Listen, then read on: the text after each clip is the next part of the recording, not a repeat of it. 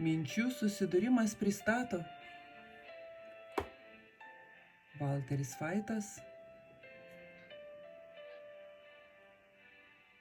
ir Martinas Smitas. Martinas Liuteris. Mirtina žaizda. Didysis prabudimas.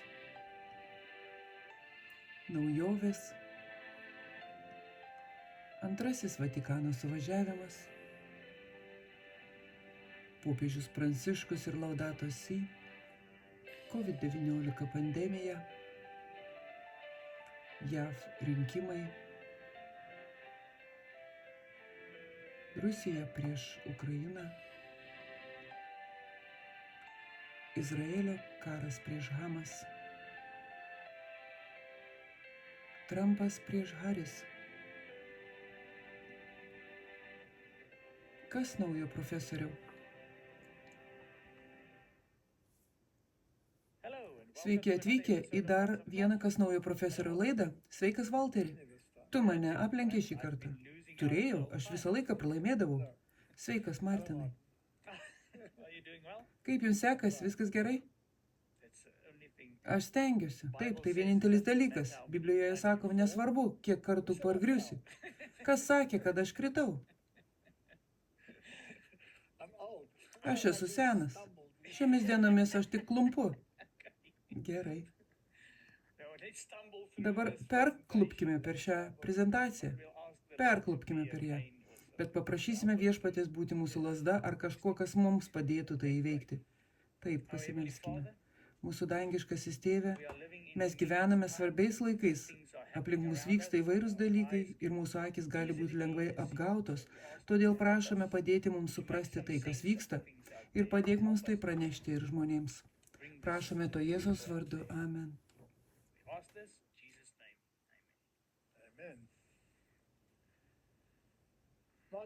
Martinai, šiandien norime atsakyti į 2 klausimus. Kalba šiandien iš tikrųjų apie pietų karalių. Taip. Kaip mūsų fonas yra apie žmonės. Nėra daug žmonių, kurie norėtų tai pasakyti ar su mumis sutikti. Ne. Apie tai, kas yra šiaurės ir pietų karalius. Na, manau, kad šiuo metu yra keletas balsų, kurie kalba sveikų protų, ir mes į tai remsimės šiuo klausimu. Bet trumpai, prieš pereinant prie pietų karaliaus klausimo, apie kurį yra šis pristatymas, yra vienas dalykas, kuris kaip erškėtis, nuolat mums įsmeigiamas į šoną.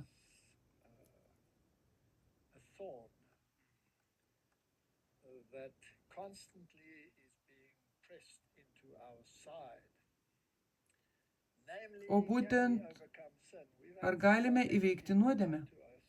Mums tiek daug žmonių rašo, kad mes teigiame, jog negalime įveikti nuodėmės.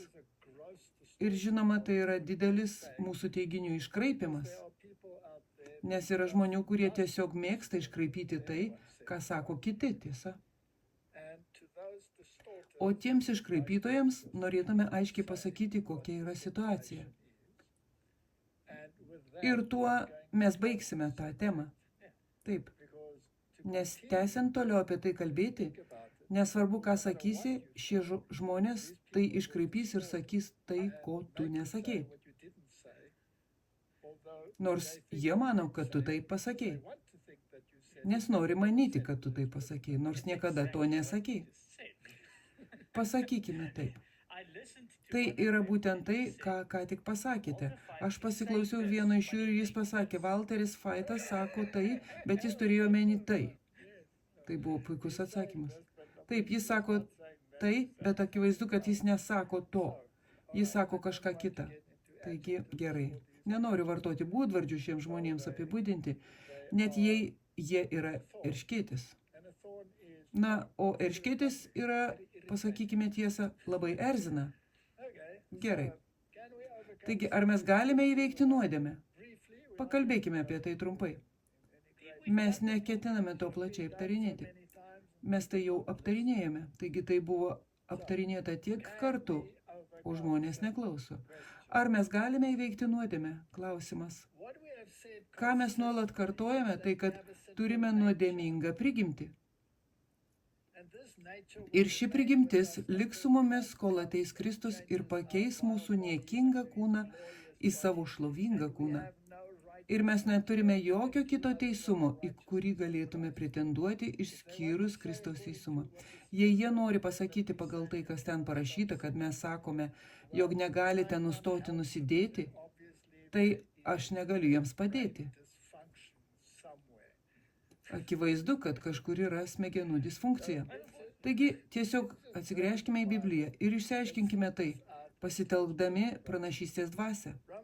Romiečiams 3, 10 eilutė, galėtume ten įdėti 100 eilučių, bet įdėsime tik vieną. Taip, kaip parašyta, nėra teisaus, nėra nei vieno.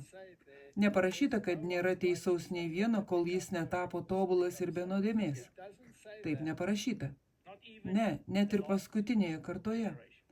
Ne, nėra teisaus, nėra nei vieno. Ne, nėra nei vieno. Taigi man labai tavęs gaila, Martinai, bet tu nesi teisus. Tu gali būti apsirengęs Kristaus teisumu. Taip, o jei manai, kad tu esi teisus, vadinasi, sėdi su savo paties drabužiu. Gerai, dar kartą pakartokime šią citatą. Mes ją rodėme 100 kartų, bet tiesiog parodykime ją dar kartą. Mes negalime sakyti, kad esame be nuodėmės, kol šis niekingas kūnas nebus pakeistas ir sukurtas kaip jo šlovingasis kūnas. Martinai, neapakink manęs. Atsiprašau, tu tikrai neturi pašlovinto kūno. Ne. Ir manau, kad aš irgi jo neturiu. Bet jei mes nuolat stengsime sekti Jėzumi, turime palaimintą viltį stovėti prieš Dievo sostą be dėmės, be raukšlės ar ko nors panašaus, tobuli Kristuje, apsirengę jo teisumu ir tobulumu. Ar tai dera su Romiečiams 3 skyriaus 10 eilutė? Tai lygiai tas pats. Romiečiams tiesiog dar nebuvo įtraukta paskutinė jo teisumo ir tobulumo dalis.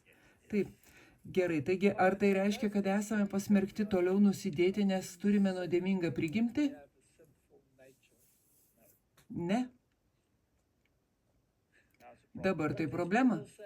Bet šie žmonės sako, kad mes sakome taip, jūs ir toliau nusidėsite. Ne, jie tiesiog nesupranta, ką mes sakome.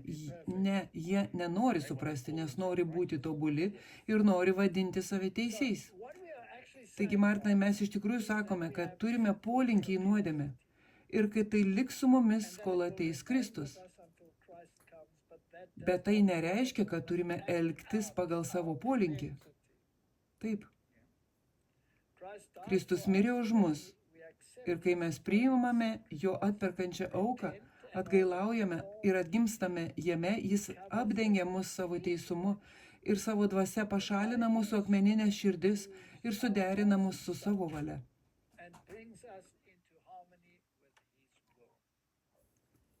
Nuodėmė tampa atstumianti ir mes matome ją tokią, kokia ji yra.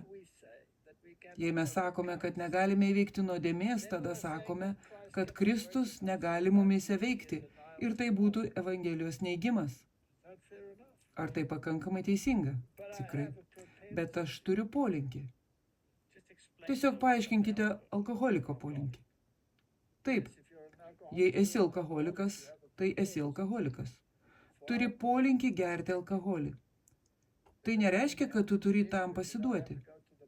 Tau nereikia eiti į barą, bet tu lieki alkoholiku, nes vos išgėręs pirmą gurkšnį, tu vėl esi išgėręs. Taip, taigi, Martinai, mes turime nuodėmingą polinkį.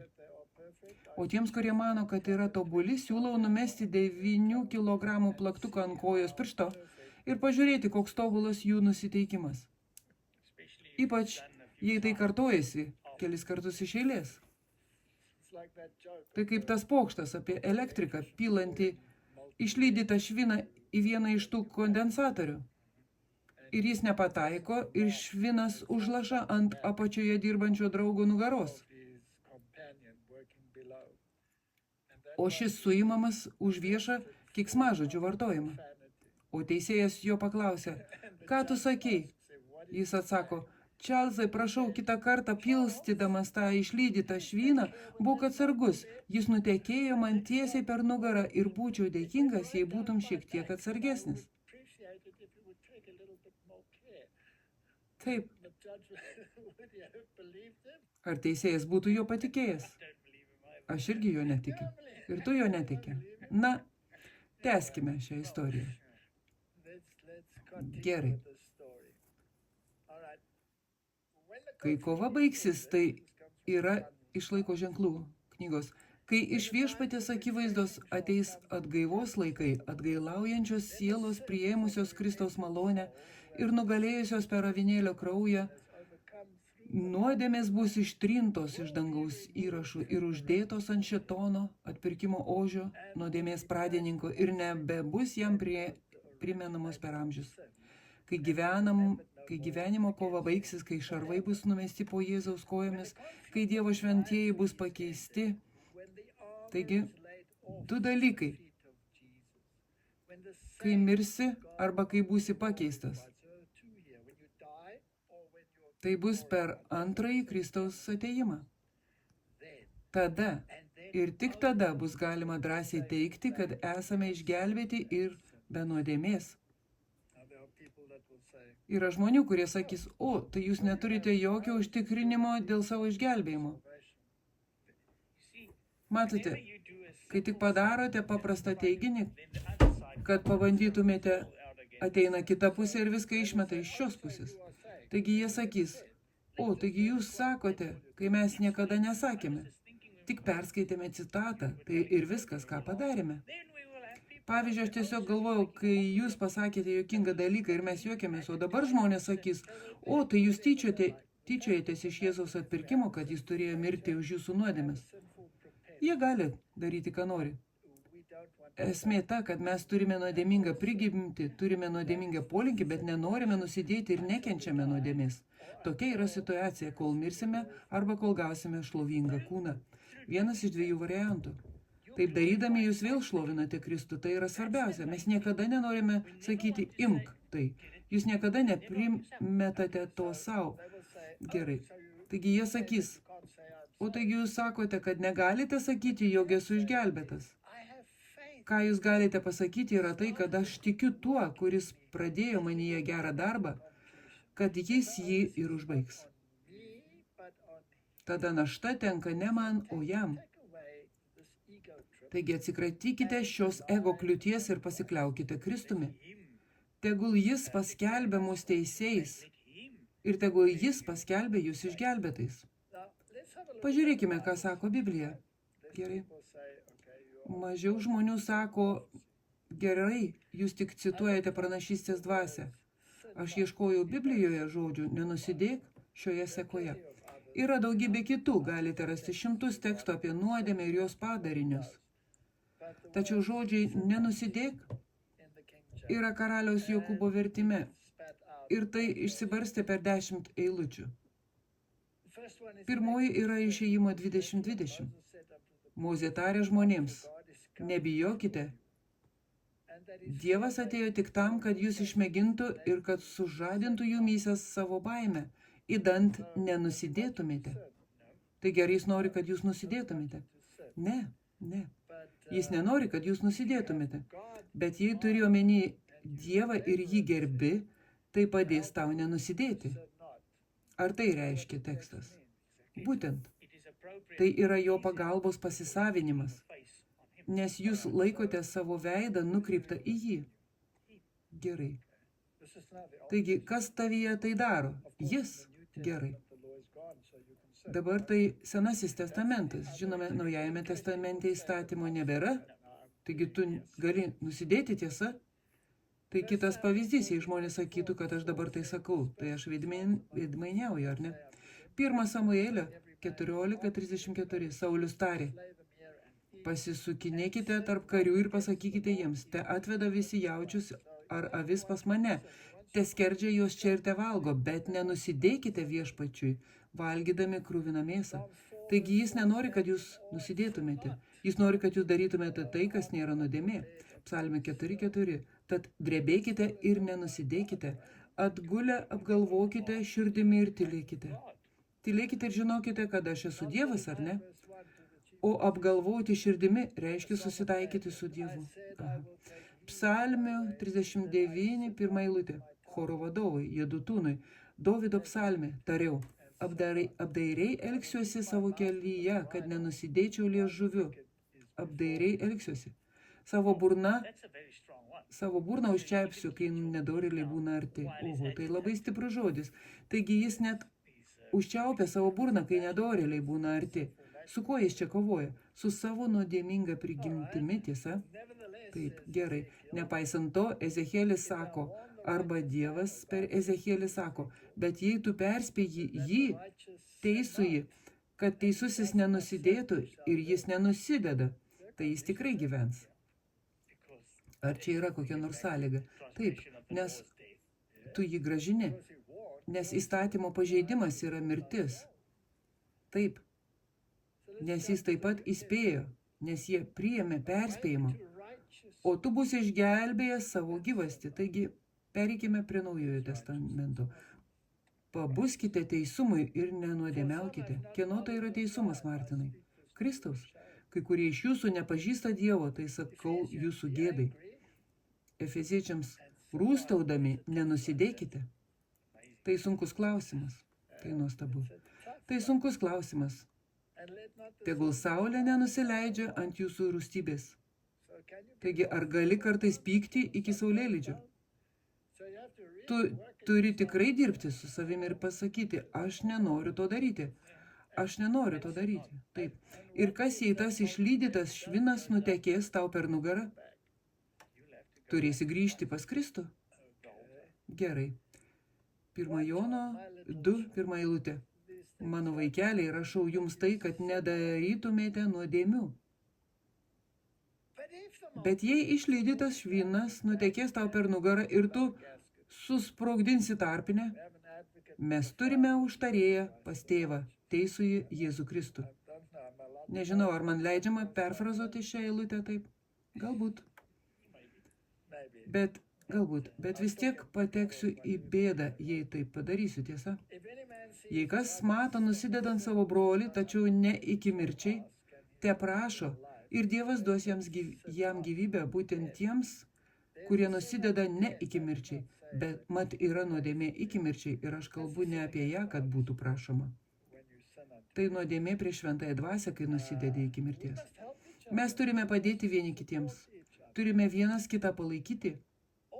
Kiekviena neteisybė yra nuodėmė, tačiau esama nuodėmės ne iki mirčiai. Na, aš kaip tik galvojau, kai skaitėme tą dalį, kur buvo sakoma, kad jei kuris nusidėtų, mes turime užtarėję pas tėvą. Paskutiniųjų dienų teologijoje yra toks požiūris, kad kai mes stovime be tarpininko, čia ir kyla problema. Taigi tu jau būsi pasiekęs tobulumą? Ne, nes tu vis dar turi nepakeistą kūną.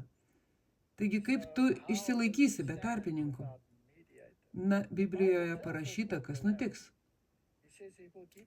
Jis sako, kad duos savo angelams nurodymus dėl jūsų ir jie apsaugos jūs nuo šio antpuolio. Kitaip tariant, jie apsaugos jūs nuo piktųjų angelų įtakos. Tu esi įsitvirtinęs tiesoje.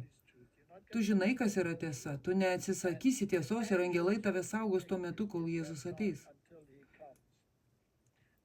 Mano nuomonė mintis, kad kažkas ypatingo bus padaryta paskutiniai kartai, yra klaidinga. Nes būdas, kuriuo esate išgelbėti per visas kartas, niekada nepasikeitė. Pabaigoje nebus jokių pokyčių. Taigi, kai Elijas buvo perkeltas ir paimtas į dangų, ar tai buvo ypatingas atvejis, kai jis gavo šį ypatingą palaiminimą? Ar jis buvo kaip Marija pagal katalikų tikėjimą, kuri gavo nekaltą prasidėjimą, kad turėtų nepolusią prigimtį? To negali būti. Taigi niekas iš to netaikoma. Niekas iš to netaikoma. Išganimo planas yra tas pats visą laiką. Ir kai Jėzus ateis, jis pakeis šį niekingą kūną į jo šlovingą kūną. Bet kol tu stovi be tarpininko, nuo piktos įtakos tave saugo angelai. o jo šventoji dvasia, kuri veikia su tavimi ir tavo protu, palaiko tavo mąstyseną, kurioje įsitvirtinai, kad būtum nepajudinamas. Taip, štai ką reiškia būti taip įsitvirtinusiam tiesoje, kad tavęs neįmanoma pajudinti. Štai ką reiškia būti užantspauduotam. Taigi, ar galiu tiesiai šviesiai pasakyti, kad per tą laiką tu tikriausiai nenusidėsi? Ne, tikrai nenusidėsi. Tu nenusidėsi. Tu nenusidėsi. Tu nenusidėsi per tą laiką. Tai dar nereiškia, kad esi be nuodėmės, nes Jėzaus teisumas apgaubė tave. Aš negaliu sakyti, kad esu be nuodėmės, bet tu per tą laiką nenusidėsi. Ir manau, kad tai išsklaido didelę painiavą dėl to, kaip žmonės mąsto. Taigi, iš esmės, mes sakome tą patį. Mes tiesiog nežengėme to žingsnio toliau ir nesame pakeisti iki nuodėmės nebuvimo. Nes, Martinai, ar angelai yra be nuodėmės? Taip. Ar jie neturi polinkio nusidėti? Taip, jie neturi polinkio nusidėti. Ar jie nupuolė? Taip, trečdalis jų nusidėjo. Gerai. Paimkime kitą pavyzdį. Adomas Edene. Ar jis buvo be nuodėmės? Taip. Ar jis neturėjo polinkio nusidėti? Taip. Ar jis nusidėjo? Taip. Taigi, ar jis galėjo nusidėti? Taip. Tai labai svarbu. Taigi, Martinai, net jei galiausiai galėtum išsilaikyti be tarpininko savo tobulume, tu vis tiek nusidėtum be Kristaus. 100%. Ar mes vis dar galime nusidėti, kai galiausiai pateksime į dangų? Martinai, jei Kristus mirė už tavo pasirinkimo laisvę, ar jis ją atims? Ne. Tai būtų absurdiška. Visos tos pastangos, kodėl jis jos iš pradžių neatėmė ir neišsprendė problemos, tiesa? Būtent. Taigi tu vis tiek galėsi nusidėti. Ar tu nusidėsi? Ne. Kodėl? Nes tu įsitvirtinai tiesoje, kad tavęs neįmanoma pajudinti. Gerai. O kas yra tiesa? Kristus. Taigi net angelas nėra saugus be Kristaus. Jei Kristus nebūtų miręs už nuodėmę, galiausiai jie visi būtų puolę. Angelai, nepuolę pasauliai, visi tikriausiai galiausiai nusidėtų. Taigi kiekvienas danguje vis tiek priklausys nuo Kristaus, kad amžinai išliktų be nuodėmės. Tačiau daugiau niekas neabejos Kristumi. Būtent abejonės sėkla pasėta ant Kristaus vedė į atsiskyrimą nuo Kristaus, o tai automatiškai vedė į nuodėmę. Taip, būtent taip ir atsitiko. Taigi, jei Biblijoje yra 10 eilučių, kuriuose sakoma nenusidėk, ar Dievas tada prašo neįmanomo? Ne. Gerai. Taigi, trečiojo angelo žinia yra teisumas per tikėjimą. Keletas žmonių man rašė klausdami, ar nuteisinimo per tikėjimą žinia yra trečiojo angelo žinia? Ir aš atsakiau, kad tai yra trečiojo angelo žinia tiesoje. Tai iš tiesų yra ta žinia. Bet joje sakoma, nelaužyk Dievo įsakymų, nesilaikyk melagingų įsakymų, neimk žvėries ženklo, kuris yra save teisių laikantis įsakymas, kurio nėra Biblijoje, ar ne? Taip. Tai kaip tai yra teisumas per tikėjimą? Nes tu negali to padaryti be Kristaus teisumo, kuris tave dengia, ir be jo įgalinimo, kuris tave įgalina. Taip. Taigi tai pristato išaukštintą į gelbėtoją. Štai ką ji daro. Ši žinia turėjo dar ryškiau pasauliui pristatyti išaukštintą į gelbėtoją, auką už viso pasaulio nuodėmes. Ji pristatė išteisinimą per tikėjimą laiduotojų. Ji kviečia žmonės priimti Kristaus teisumą, kuris pasireiškia paklusnumu visiems Dievo įsakymams. Štai esmė. Jei priimi teisumą, tu esi įgalintas laikytis įsakymų ir todėl jis pasireiškia. Taip. Martinai, ar tu buvai sabatos laužytojas prieš atrasdamas Kristaus teisumą? Taip. Žinoma, dabar, kai atradai Kristaus teisumą, ar atsisakei netikros sabatos ir tai laikaisi tikrosios Biblijos sabatos? Taip. Tai buvo lengva tiesa? Bet tu tai padarei, taip? Kodėl? Kodėl tu tai padarei? Nes tai tiesa. Ir aš tikiu, kad to Dievas iš mūsų reikalauja. O, ir tu tai padarei. Taip, taigi tu sustabdei tą nuodėmę. Taip, jų akis turėjo būti nukreiptos į jo dieviškąjį asmenį, jo nuopelnus, jo nekintamą meilę žmonių šeimai. Jam duota visa valdžia, kad galėtų dalinti žmonėms vertingas dovanas, suteikdamas neįkainojamą savo teisumo dovaną bejėgiams žmonėms. Tai žinia, kurią Dievas įsakė duoti pasauliui. Tai trečiojo angelo žinia, kuri turi būti skelbiama garsiu balsu ir kartu su ja gausiai išlieta jo dvasios. Taigi, Martinai, mes tik sakome, nustok girtis savo nuodėmingumu ir priimk Kristaus teisumą kaip savo bilietą, savo teisę į dangų. Niekada nesakyk, pažiūrėk į mane. Taip, tai farizėjiška. Yra eilutė, kurioje sakoma, todėl, kas tarėsi stovys, tai žiūri, kad nepultų. Tai susiję su tuo, kai manai, kad dabar aš pasiekiau šventumą.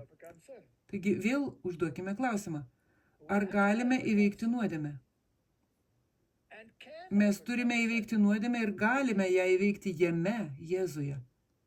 Martinai, jei neįdėsi jame, tu lipi ne ant to medžio. Ar žinote ką? Būkite atsargus, nes kartais jie ten įtraukia Jėzų, bet tai tik žodžiai, nes jie sako, kad jie stovės be tarpininko ir todėl bus tobuli. Net angelas negali stovėti be Kristaus ir būti tobulas. Jis mus įgalina, jis mus veda, jis gyvena savo gyvenimą mumyse. Tada aš uždaviau klausimą. Taip, Martinai, ar mes to negėdame? Gyvenk savo gyvenimą manyje, o Jėzau ir taip toliau, ir taip toliau. Ar mes to negėdame? Taip, mes nesigirtume ir nesakytume, jog esame be nuodėmės. Mums reikia nuolankiai žiūrėti į savo sugebėjimus. Užuot girėsi savo pasiekimais ir sakė, kad esame be nuodėmės, prisiminkime, kas esame ir atiduokime šlovę Dievui už tokį didį išgelbėjimą. Charakteris, kurį čia išsiugdome, yra charakteris, kurį pasiimame su savimi į dangų. Ar sutiktumai su tuo teiginiu? Man patinka šis teiginys. Taigi pažiūrėkime, ką sako paslėpti lobiai. Kai Dievo balsas pažadins mirusiuosius, jie išeis iš kapų, lydimi tų pačių polinkių ir potraukių, kuriuos puoselėjo gyvendami žemėje. Dievas nepadarys jokio stebuklo, kad atkurtų žmogų, kuris nenorėjo būti atkurtas, kai jam buvo suteiktos visos galimybės ir numatytos lengvatos. Gyvendamas jis nejautė pasitenkinimo Dievu ir nepatyrė malonumų jam tarnauti. Jo charakteris nesiderino su Dievu, todėl jis nebūtų laimingas dangiškoje šeimoje. Paprasta. Mintys, kurias pasiimate su savimi į kapą, yra mintis, su kuriomis pabundate. Jūsų maištas, kurį pasiimate su savimi į kapą, yra tas pats maištas, su kuriuo pabundate. Taip, vienintelis, kuris gali tai atimti, yra Kristus. Jis nepakeis jūsų charakterį, kol esate kape. Taigi, ar čia galima ką nors įveikti? Įstatymo darbais joks kūnas nebus išteisintas. Įstatyme nėra galios išgelbėti įstatymo laužytojo.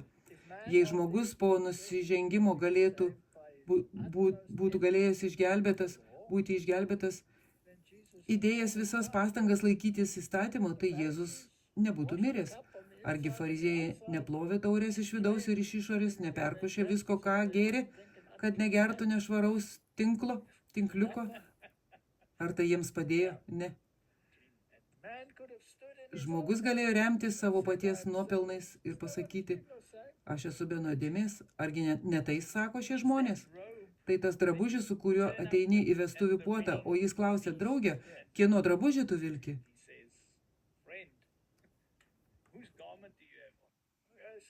Atsiprašau, kad mes čia praslydome.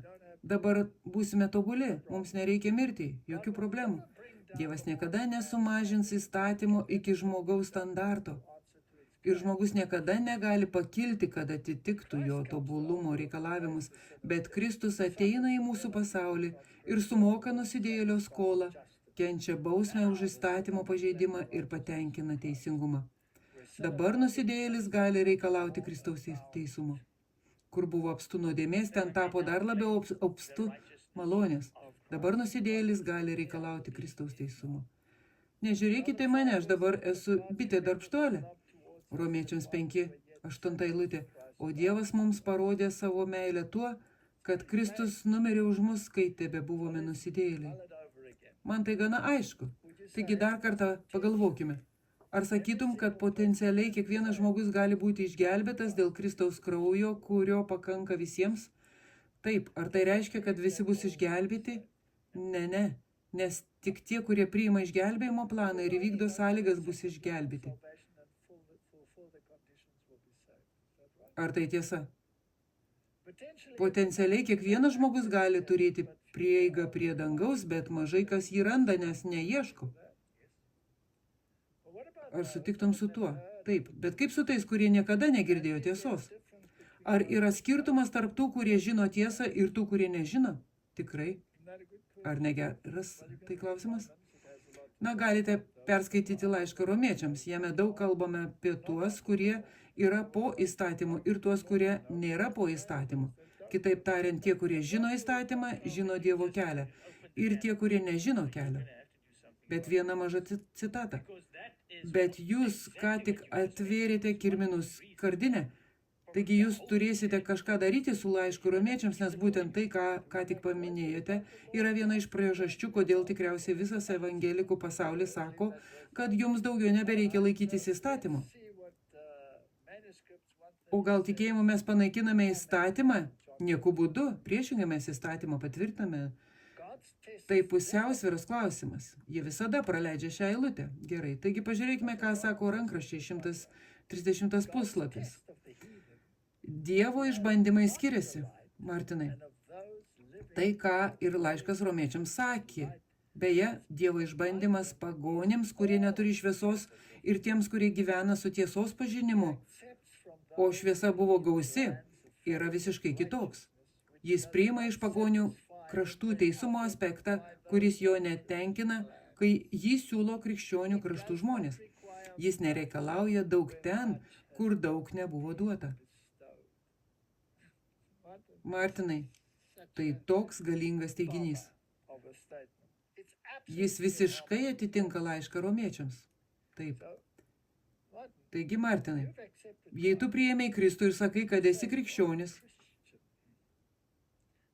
ar tai uždeda tau daugiau atsakomybės? Be abejo.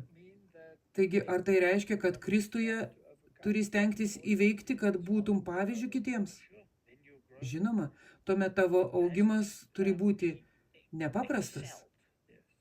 Taip, vadovaudamasis pranašystės dvasia, norėčiau viešai pareikšti, kad aš niekada netvirtinau esąs be nuodėmės. Niekada netvirtinau, kad visiškai ir galutinai įveikiau savo nuodėmingą prigimtį. Bet aš tikrai teigiau, kad aš nenoriu nusidėti. Be abejo. Ir Kristaus malonę galiu nugalėti nuodėmę. Priešingu atveju, kokia būtų pašventinimo prasmė? Taip, tada nebūtų pašventinimo. Tada mes galėtume jo atsisakyti ir tiesiog sėdėti su pateisinimu ir toliau nuodėmiauti, o tada galėtume atmesti įstatymą. Taigi, kiekvienas, kuris nori sakyti, kad mes teigiame, jog turėsite toliau nusidėti, nes turite nuodėmingą prigimtį, jie nesupranta teisumo tikėjimo. Jie taip pat nesupranta pašventinimo, nes beje Biblijoje taip pat sakoma, kad be pašventinimo niekas nematys Dievo. Tačiau tai, kiek tu supranti šį klausimą, vaidina svarbu vaidmenį, nes Dievas yra teisingas Dievas. Manau, kad žmonės neteisingai supranta pašventinimą. Jie mano, kad reikia pasiekti pašventinimo, bet jūs pašventina Kristus. Išgelbėjimas nėra įstatymo darbais. Dievui vertę turi tik tie darbai, kuriuos Kristus atlieka jumise. Tai iš tikrųjų jūs išlaiko pašventinime. Taigi net ir padorus bei malonus pagonės yra vedamas Kristaus dvasios, nors jis to nežino. Nes pats vienas jis būtų kaip ir bet kuris kitas tironas, nes jo viršininkas būtų tironų tironas, o būtent šėtonas. Tikiuosi, kad tai išspręs šią problemą. Nenoriu apie tai vėl kalbėti, bet Martinai, nekantrauju turėti šlovingą kūną. Kad ši nuolatinė kova su savimi, kai kiekvieną rytą reikia pabusti su beisbolo lazda ir mirtinai sumušti nuodėmės senąjį žmogų, pagaliau baigtųsi. Sutinku. Nes laikiausi viešpaties kelio ir nedorų darbų nuo savo Dievo neatsitraukiau. Tai Dovydas kalba. Martinai, perskaityk Dovydo istoriją ir pažiūrėk, ką jis čia sako. Žinoma, tai yra Kristaus, kuris iš tikrųjų tai padarė pavyzdys. Jis nepadarė nieko pikto ir niekada nuo jo nenukrypo. Taigi vienintelis jo teiginys būtų Kristaus pavyzdys. Nes visi jo įsakai man buvo prieš akis ir nuo jo įstatų aš neatsimečiau. Buvau doras, saugojausi kaltės. Ar tai rimuojasi su Dovydo istorija Biblijoje? Ne. Ne, bet tai rimuojasi su simboliu, su antitipu, taip, su Kristumi. Taigi pabrėžkime ten, kur jis yra. O dabar pradėkime šiandienos diskusiją. Taip, tikiuosi, kad šito vieną kartą ir visiems laikams atsikratėme.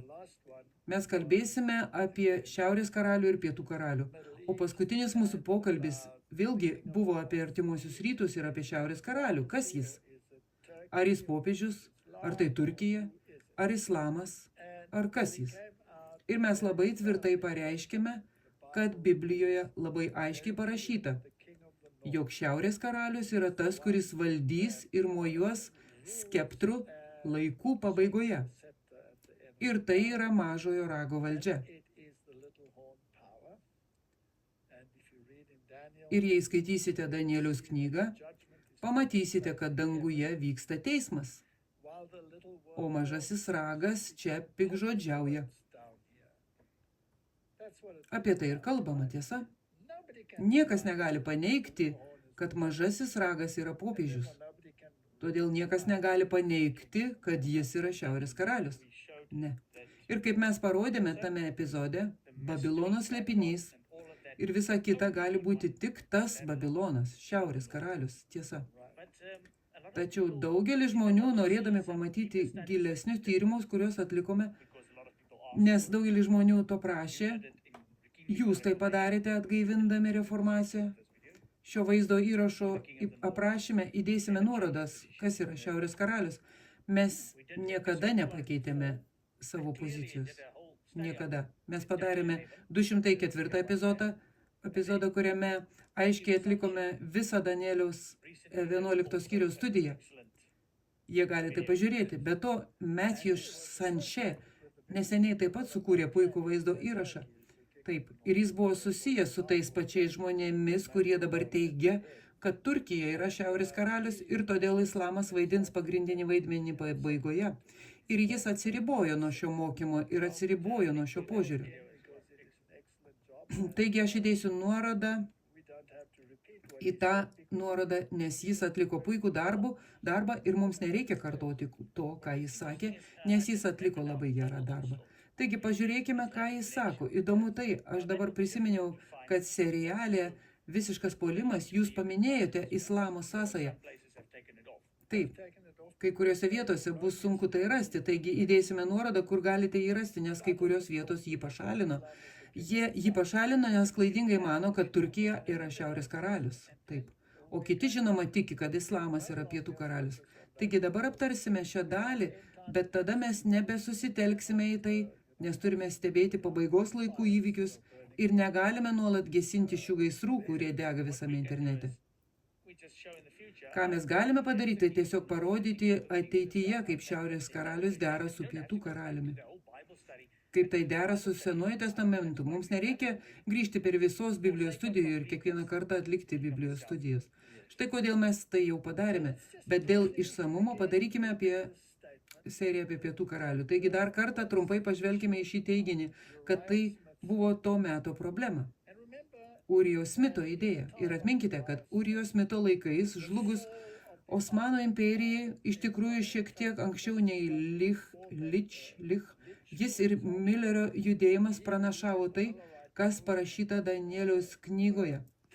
Ir priėjo prie išvados, kad Osmanų imperija, kurios centras iš esmės buvo Turkija, žlugs. Ir taip atsitiko.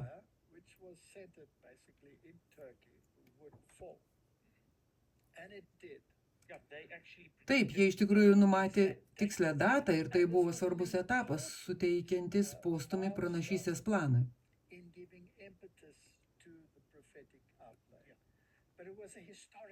Taip, bet tai buvo istorinis įvykis, kuris jau įvyko. Paimti tą istorinį įvykį ir išplėtoti jį iki laikų pabaigos, jei tai būtų pranašystės dvasia ir ypač knygoje Didžioji kova būtų pabrėžta, kad būtent taip viskas ir vyks. Nėra nė žodžių. Tiesą sakant, šiame tyrime akcentuojamas žvėris iš jūros ir žvėris iš žemės. Taigi, grįžkime prie istorijos, kad parodytume, kas įvyko. Yra idėjos, kurias turėjo Urijus Smitas ir Džeimsas Vaitas. O vėliau pionieriai apskritai visi turėjo šią Džeimso Vaito koncepciją. Vien todėl, kad Elena White pritarė Danieliaus knygai ir apreiškimui pagal Urijos Smito koncepciją, nes joje buvo daug tiesos ir todėl, kad joje taip pat buvo pabrėžiama, jog ši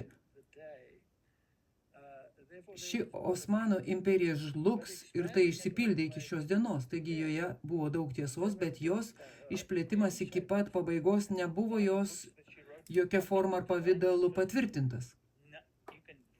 Ir ne vienoje iš knygų, kurias jį parašė iki 1915 metų, galite perskaityti liudijimą bažnyčiai, kiekviename tome tai tik popiežyje. Beje, Martinai, jei studijuosime apreiškimo knygą, kuri nuves mus iki pat pabaigos, niekur kitur išskyrus istorinė dalis niekada nebuvo kalbama apie islamą. Taigi istoriškai taip, bet kai kalbama apie eskatologiją, kas nutiks laikų pabaigoje, taigi apreiškimų 10, 11, 12, 13, 14, 15 skyriuose, iki pat knygos pabaigos pasakojama, kas nutiks. Vaidmenys priklauso žvėriui iš jūros ir žvėriui iš žemės ir niekada daugiau neužsimenama apie jokią kitą galią, tokią kaip islamas. Niekada. Taigi panagrinėkime šį klausimą. Vienas iš liudijimų asmenims, greičiausiai pateiktas tik žodinė forma, buvo skirtas Džeimsui Vaitui. Tai buvo papeikimas dėl jo veiksmų prieš pat bendrą stovyklos susirinkimą ir generalinę konferenciją. Jis ir Urijas Smitas laikėsi prieštaringos nuomonės apie Šiaurės karaliaus pranašystę pavaizduotą Danieliaus 11 skyriuje ir 45 eilutėje aprašytą galią, kuri padarys jam galą ir niekas jam nepadės. Vaitas savo kalboje Šabo rytą rugsėjo 28 dieną naujai pastatytoje stovyklos susirinkimo palapinėje prieštaravo Smito interpretacijoms. Jis manė, kad Smito požiūris, rodantis, jog pasaulis yra ant Armagedono slenksčio, kels grėsmę stipriai finansiniai paramai reikalingai sparčiai besiplytinčiam bažnyčios darbui. Taigi tai parašyta kažkokiais metais, žinote, mačiau kažką, kas teigia, kad Urijas Smitas tai padarė tik tam, kad, jis prieštaravo šiam Urijos Smito požiūrį į Šiaurės karalių, bet tik tam, kad užkirstų kelią kokioms nors problemams. Ar manote, kad jis būtų tai padaręs tik dėl to? Nesąmonė. Visiška nesąmonė. Taigi, Elenos White žinia savo vyrui buvo papeikimas už tai, kad pasirinko kelią, kuris leido žmonėms pastebėti nuomonių skirtumus tarp vadovų ir sumažinti jų pasitikėjimą jais. Bažnyčios vadovams stovėti susiskaldžiusioje pozicijoje prie žmonės buvo pavojinga. Džeimsas Vaitas priėmė papeikimą, tačiau tai buvo viena sunkiausių patirčių, su kuria jam teko susidurti, nes jis jautė, kad elgėsi teisingai. Jis elgėsi teisingai teologiškai. Kaip jis tai darė, buvo problema. Ir mes visi turime tam tikrų dalykų, su kuriais turime dirbti ir kartais kaip pateikti kažką, o ne tai, ką sakome. Ir tada labai įdomu, kad Elena White niekada neatskleidė, kuris iš jų buvo teisus savo pozicijoje. Tai nebuvo problema. Esmė buvo ta, kad vadovai turi vieningą frontą prieš žmonės. Tačiau, kaip jau minėjome, galite studijuoti Apreiškimo Jonui visą eskatologinę knygos pusę ir niekur nerasite paminėto islamo, Turkijos ar kurio nors iš jų. To nerasite nei didžiojoje kovoje. To nerasite nei jokiuose kituose raštuose. Tai visada žvėris iš žemės, evangelikų krikščionybė, ir žvėris iš jūros, popiežyje, kuri yra ašis, aplink kurią viskas sukasi. Kai skaitome tą dalį ir visas pasaulis stebėsis žvėrimi. Teisingai. Šie žmonės nori pasakyti, kad tai įvyks tik pasibaigus malonės laikotarpį, bet mes matėme, ir jūs pamatysite tai, ir Matthew Sanche pristatėme, ir jūs tai pristatėte daugybę kartų. Mes jau rodėme, visos religijos iš tikrųjų, visi bėga pas popiežių. Taip, mes netgi vieną seriją darėme praeityje, arba aš dariau vieną praeityje apie išėjimą ir faraono išėjimo metu ir kodėl užklupo marai. Tai neturėjo nieko bendra su Turkijos puolimu prieš Jeruzalę. Tai visada buvo susijęs su Dievo įstatymo panaikinimu. Tu, Moze, priversk žmonės laikytis šabo poilsio. Tai buvo problema. Tas pats klausimas bus ir pabaigoje. Tai nuodėmė žmogaus ir Kristaus klausimas. Taigi mes atsakėme. Mes jau anksčiau padarėme vieną seriją apie tai, paskutinėje serijoje. Ir Matthew Sanche ką tik išleido laidą tą temą. Įdėk ten nuorodą. Pažiūrėkite, esu tikras, kad jis tęs savo gerą darbą. Ir nesusipainiokite dėl visų šių keistų doktrinų vėjų, kurie pučia. Taigi dabar tiesiog įvardinkime Pietų karalių, nes Martinai buvo dar vienas, kuris citavo, kad Pietų karalius taip pat yra islamas. Jie nori jį visur įbrukti. Taigi šiek tiek pastudijuokime ir pažiūrėkime, ką Biblija apie tai sako. Atminkite, kad pranašystės dvasia niekada aiškiai ir gausiai nepasako, kad šiaurės karalius yra popiežius, o pietų karalius, kas tai bebūtų, tiesa? Jūs turite tai skaityti iš istorijos ir iš pranašysčių. Taigi, istoriškai pietų karalius buvo Egiptas, lygiai taip pat kaip šiaurės karalius buvo Babilonas. Taigi, kas galėtų pavaizduoti simbolinį pietų karalių? Štai klausimas, kurį turime. Apreiškimo 11 skyriuje pavaizduotas karas prieš Dievo žodį, kuriame du jo liudytojai, tai yra Senasis ir Naujasis testamentai, yra atvirai puolami jėgos iš bedugnės. Šimtmečius valdė Romos bažnyčia, o Dievo žodis buvo paslėptas mirusia kalba po tradicijomis ir pasakėčiomis.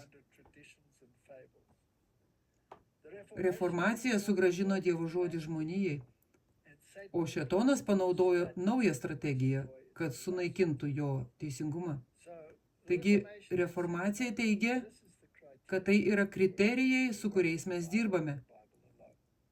Mes dirbame tik su Biblija ir tik su Biblija. Viskas. Tai sunaikina popiežijos galią, kuri savo dalykus grindžia tradicijomis ir visais kitais klausimais.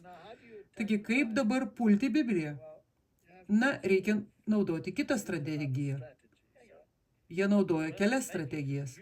Viena iš jų buvo Biblijos keitimas, truputis čia, truputis ten. Taip, evoliucijos teorijos priėmimas ir visa kita. Turime pažvelgti į visą vaizdą. Taigi, citata iš Didžiosios kovos. Kai nuo paklydimo nutraukiamas vienas apdaras, šėtonas jį apvelka kitu. Ir žmonės jį vėl mielai priima. Kai šėtonas pamatė, kad prancūzai suprato, jog Romos mokslas yra apgaulė, ką reformacija labai aiškiai parodė. Ir jis daugiau negalės priversti juos laužyti Dievo įstatymą, tai ėmė skatinti laikyti bet kurią religiją apgaulę, o Bibliją pasakėčia. Atmesdami Dievo priesakus, žmonės pasidavė nežabotam blogiui. Taigi, jei atmeti Dievo nurodymus, vadinasi, turi nežabotą blogį. Taip, tai yra neteisėtumas. Gerai, neteisėtumas. Tęskime šį darbą. Kai jie baigs liudyti, tai yra liudijimas Senojo ir Naujojo testamento, laikotarpis, kai du liudytojai turėjo pranašauti apsirengę maišais, baigėsi 1798 metais, kada jų darbas tamsoje ėjo į pabaigą, Biblijos darbas, kitaip tariant, su jais turėjo susiremti jėga vaizduojama žvėrimi išlindusiu iš bedugnės. Daugelį Europos šalių bažnyčia ir valstybė valdžiusios jėgos šimtmečius buvo kontroliuojamos šėtono per popiežiaus sostą. Ne Turkija, ne. Čia mes matome, kaip pasireiškia nauja šėtoniškos jėgos forma.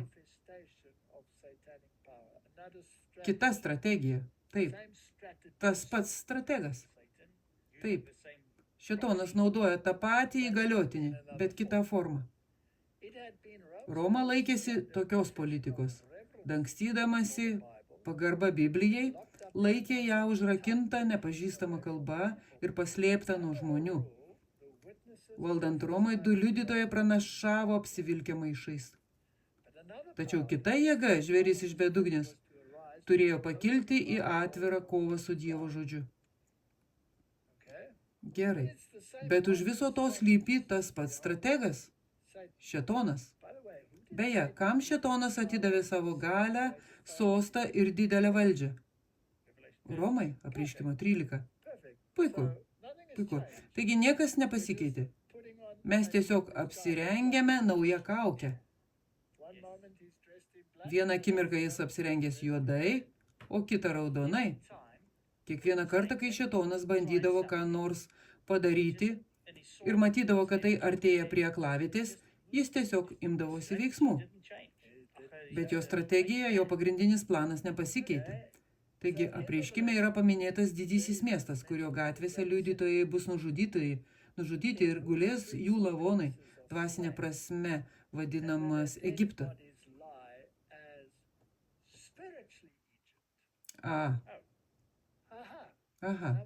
Taigi, Martinai, kas anksčiau buvo Egiptas tiesioginė prasme? Pietų karalius. Bet dabar mes kalbame apie dvasinį Egiptą.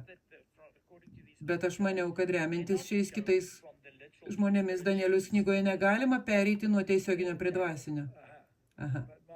Bet pranašystės dvasia tai daro. Bet tai leidžiama daryti visos bažnyčios atžvilgių, nes Biblijoje kalbama apie dvasinį Izraelį. Taigi, Martinai, dvasiškai Egiptas, ar tai būtų prilyginta dvasiniam pietų karaliui? Taip.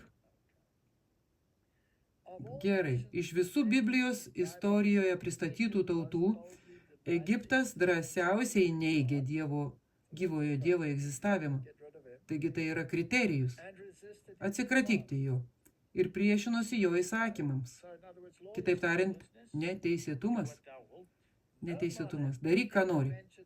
Joks monarchas niekada nedrįso atviriau ir savavališkiau maištauti prieš dangaus valdžią nei Egipto karalius. Kai Mozė Dievo vardu davė jam nurodymus, faraonas išdidžiai atsakė, kasgi tas viešpats, kad aš turėčiau jam paklusti ir leisti Izraeliui eiti. Nei aš pažįstu tą viešpatį, nei leisiu jai Izraeliui eiti. Tai yra dvasinio Egipto dvasia. Taip, pietų karalius. Tai yra ateizmas. Martinai, tai yra didžiosios kovos 233 puslapyje. Taigi, ateizmas dvasiškai yra Egiptas. Ar sutiktum su tuo? Taip, ir tauta, simbolizuojanti Egiptą, taip pat atmes gyvojo Dievo reikalavimus ir parodys panašią netikėjimo bei atviro neklusnumo dvasią. Reiškia, tai tampa dvasišku. Parašyta, kad net kitos tautos atstovaus tą patį dvasinį nuosmukį. Taigi, visa sistema čia dvasiškai yra Egiptas. Didysis miestas taip pat dvasiškai lyginamas su Sodoma. Dvasiškai, Martinai, su Sodoma. Taigi dabar turime du dalykus. Turime dvasę, kuri sako ateizmą, reiškia ateizmą. Tegul Dievas nenurodo, kas teisinga ir kas neteisinga. Daryk, ką nori, yra visas įstatymas. Taigi vienas pietų karaliaus aspektas. O kitas aspektas yra lyginamas su Sodoma. Taigi Sodomas sudeginamas, laužant Dievo įstatymą, ypač pasireiškia palaidumu, seksualiniu ištvirkimu. Ir ši nuodėmė taip pat turėjo būti svarbiausias tautos bruožas, kuris turėtų atitikti šventojo rašto reikalavimus. Palaidumas. Taigi, ateizmas, viskas, kas pašalina Dievą ir jo įstatymą iš visuomenės, ir palaidumas, pietų karaliaus filosofija, komunizmas, bet kuris iš jų. Pažvelkime. Ar galime todėl sakyti, kad dvasinis Egiptas yra ateizmas, įskaitant sekularizmą ir palaidumą? Taip tikrai. Tai aišku. Gerai. Ar čia parašyta islamas? Ne. Nieko, ne. Gerai, pažvelkime šiek tiek toliau. Čia didžiojoje kovoje. Ištikimi Dievo liudytojai, nužudyti šventvagiškos jėgos, kylančios iš bedugnės, jiems liko neilgai tylėti. O po 3:30 dienos gyvybės dvasia nuo Dievo įžengė į juodų. Jie pašoko ant kojų ir didžiulė baimė pagavo tuos, kurie juos žiūrėjo. 1793 metais Prancūzijos susirinkimas priėmė dekretus, kurie panaikino krikščionių religiją ir atmetė Bibliją. Po 3,5 metų ta pati institucija priėmė rezoliuciją panaikinusią šiuos dekretus ir taip suteikusią toleranciją šventajam raštui. Pasaulis apstulbo dėl didžiulės kaltės atsiradusios dėl šventųjų tiesų atmetimo. Mes daug kalbėjome apie tiesas, ar ne? Taip, ir žmonės pripažįsta tikėjimo Dievu ir jo žodžių būtinybę kaip dorybės ir moralės pagrindą. Taigi, Martinai, dabar turime du dalykus. Yra bandymas išstumti Dievą iš visuomenės, yra bandymas net paneigti jo egzistavimą. Į pasaulį ateina palaidumas, bet Dievas neleidžia, kad jo žodis buvo atimtas. Jis yra. Taigi, jūs turite pasirinkimą. Taip. Ir jūs turite pasirinkimą tarp tų dviejų. Manau, jei kas nors turi klausimą, ar tai tikrai buvo taip, tiesiog grįžkite ir pažiūrėkite į naujienas. Ir pažiūrėkite į viską, kas vyko per pastarosius 4 metus. Taip, ir iki šiol dabar prie to prieisime, bet mes jau minėjome. Tai yra atstumiama. Taigi, kas nutiko Prancūzijos revoliucijos metu? Tuo pačiu laikotarpiu, kai vyksta ši Prancūzijos revoliucija ir likutis pradeda skelbti atsiskyrimo žinią ir 3 angelų žinią, šėtonas sukuria savo klastotę. Taigi, pažvelkime į tai šiek tiek išsamiau.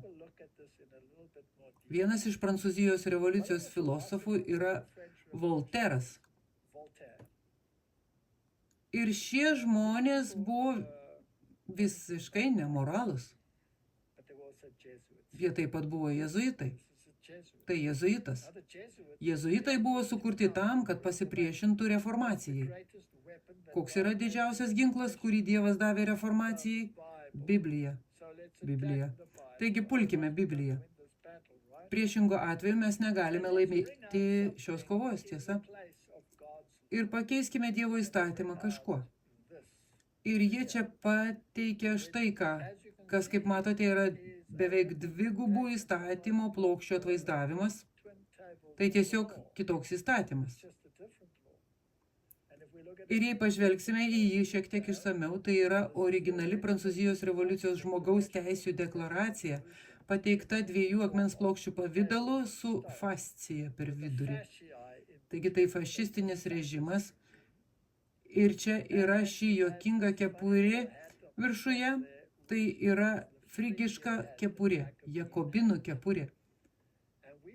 Ir mes atsiekėme tos kepurės kelią iki pat Asirijos.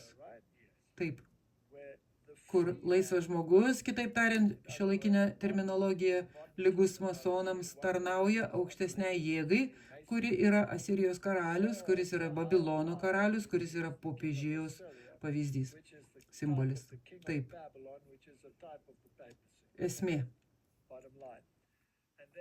Ir tada virš jos yra jėzuitų visaregė akis.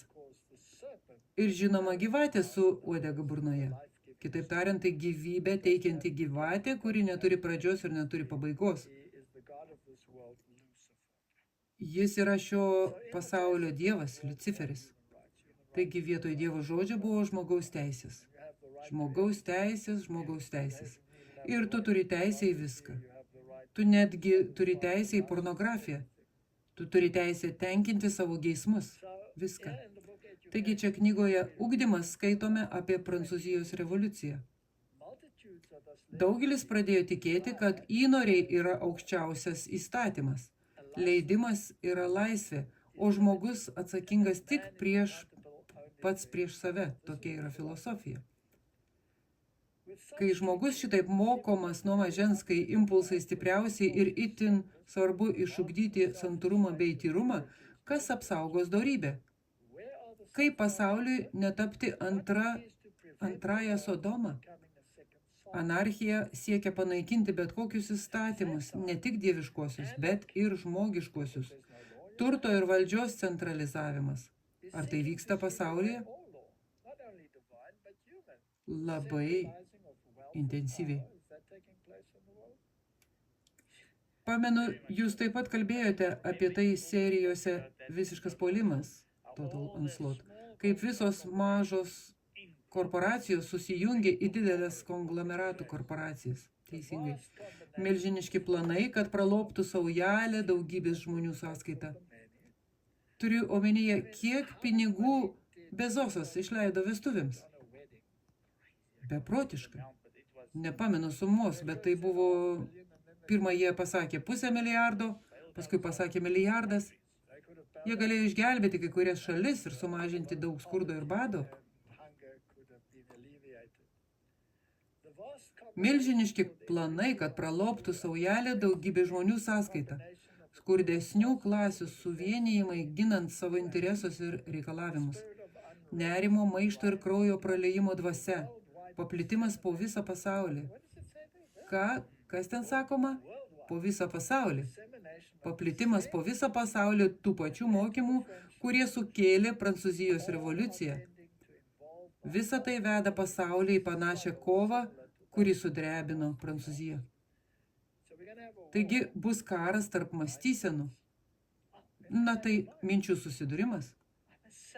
Turiu pasakyti, manau, kad per pastarosius 4 metus tai išsipildė. Be abejo.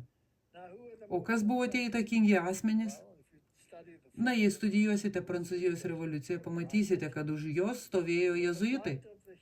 Ištrėmus hugenotus, Prancūzijoje prasidėjo visuotinis nuosmukis. Kažkada klestėję pramonės miestai sunyko, derlingi kraštai vėl virto dykvietėmis, nepaprastą pažangą pakeitė intelektualinis pilkumas ir moralinė degradacija. Paryžius tapo didžiuliu elgetynu. Buvo paskaičiuota, kad prasidėjus revoliucijai maždaug 200 000 elgetų prašė labdaros iš karaliaus.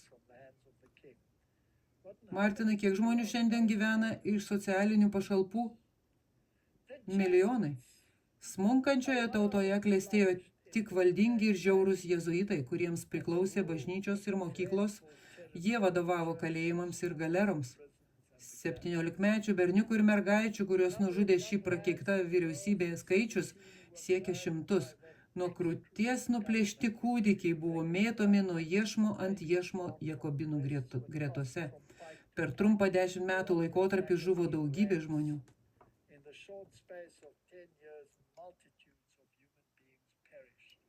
Martinai, kiek daug pedofilijos yra šiandieninėme pasaulyje? Tai nesveika. Kiek jaunų mergaičių ir berniukų yra išžudoma šiuose apgailėtinose situacijose? Prekyba žmonėmis, Martinai, ši dvasia yra visur. Ir ji visada siejama su labai žymiais ir dėmesio vertais žmonėmis žiniasklaidoje ir visur. Taip, jie kreipiasi į teismą ir lieka nenubausti, ar ne? Ordino nariai prisidengę šventumo skraiste lankė kalėjimus ir ligoninės, padėjo ligotėms ir vargšams, pareikšdami, jog išsižada pasaulio, primindami, kad turi šventą Jėzaus vardą. Kalbama apie jėzuitus, kuris vaikščiojo darydamas geras. Jėzaus vardas, kuris vaikščiojo darydamas gerą, tačiau po šią nepriekaištingą išorę slėpėsi pikti ir kraupus jėzuitų kėslai. Pagrindinis ordino principas, tikslas pateisina priemonės. Tuo remiantis buvo ne tik pateisinamas, bet ir girtinas melas, vagystės, priesakos laužimas ir žmogžudystės, jeigu tai tarnavo Romos bažnyčios interesams. Griebdamėsi įvairiausių gudrybių, jėzuitai prasibraudavo į valstybinius postus, tapdavo karalių patarėjais ir darydavo įtaką šalies politikai. Jie būdavo klusnūs tarnai ir šnipinėjo savo šeimininkus. Jie įkurdavo aukštesnės mokyklas kunigaikščių bei didikų atžaloms ir pradinės mokyklas prasčiokams. Protestantų šeimų vaikai privalėjo laikytis katalikų apeigų. Taigi visi šiandieninio pasaulio universitetai veikia pagal jėzuitų principus. Jie tapo šiukšlynais, Martinai. Dievo nebuvo leidžiama minėti. Jie turėjo teologijos katedrą, kuri turėjo griežtai laikytis jų teologijos, kad ir kokia ji bebūtų.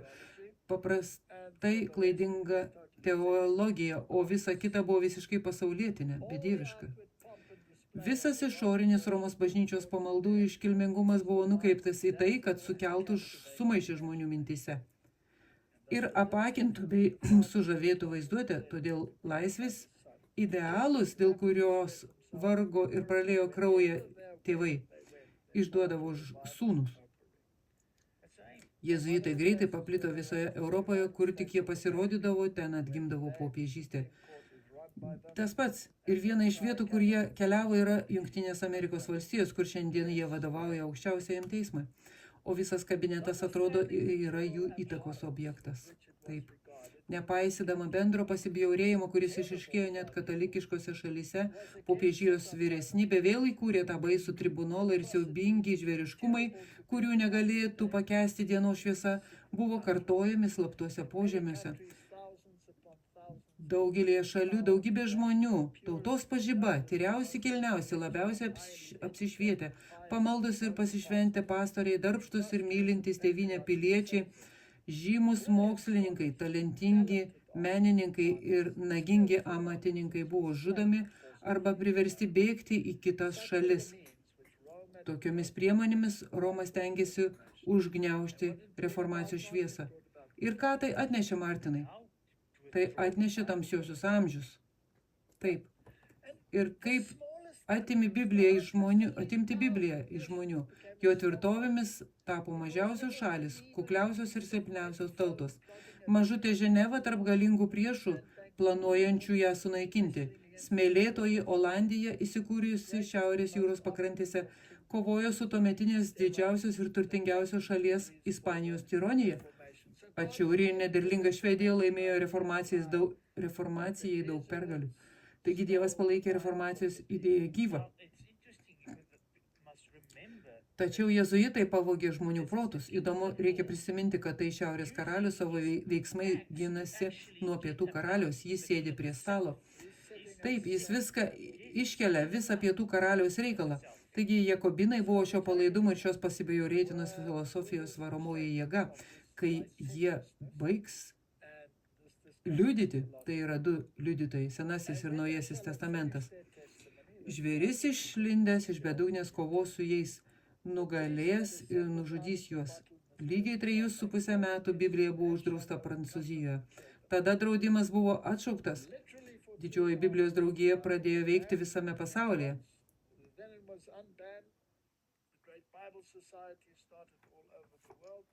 Tačiau pasaulio vyriausybės tapo sekuliarizuotos, o Dievas buvo pašalintas. Ir šiek tiek vėliau, po Biblijos draugijų, jėzuitai taip pat infiltravosi į jas. Taip. Ir jos pasodino į sostą deivę, kuri buvo prostitutė, ją vadino išminties deivė ir jie vedžiojo ją gatvėmis, ar ne? Taip. Taigi išminties deivė užėmė Biblijos vietą. Kai išminties deivė, tai yra taip pat iš didžiosios kovos, atvedė į konventą, pirmininkas paėmęs ją už rankos ir pasisukęs į susirinkusiosius tarė: mirtingieji, nustokite drebėję prieš bejėgius Dievo griausmus, kuriais jūs gąsdino. Šlikštu, ar ne? Taip. Mes tai matome šiandien su visu šiuo pabudimu. Būtent. Nuo šiol mes neturime jokios kitos dievybės, tik išminties deivę. Aš pristatau jums kilmingiausią ir tyriausią pavyzdį. Jeigu jums reikia dievaičio, pasirinkite tik šį. Nusilenkite didingam laisvės senatui. Te gyvuoja protas. Po to deivę, kurią lydėjo konvento pirmininkas, įsodino į įspūdingai išpuoštą vežimą ir milžiniškos minios lydima jį nuvyko į Dievų motinos katedrą, kuri neseniai sudegė ir turėjo būti atkurta iki pirmykščio spindesio. Įdomu? Kodėl? Įdomu, kodėl. Kad suvaidintų dievybę, ten moteris buvo nuvesta prie altoriaus, pasodinta ant pakylos, kur ją pagerbė visi dalyvaujantys. Ir Volteras, jėzuitas bei visi kiti, kurie sakė: aš manau, todėl aš esu.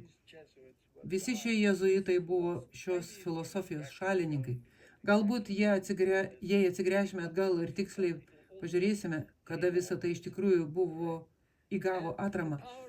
Tai taip pat bus prieš 3,5 metų, teisingai. Ir karalių valdžia buvo atimta, pasaulio šalis tapo sekuliarizuotos, net popiežius buvo Napoleono masono paimtas į nelaisvę, o jo politinio subjekto valdžia buvo atimta iki tol, kol ji bus atkurta ir mes prie to prieisime. Taigi, Martinai, jei tęsime istoriją iš apreiškimo 17 skyrius, yra apreiškimo 17 skyriaus žvėris ir moteris sujaujanti ant šio žvėries, tiesa?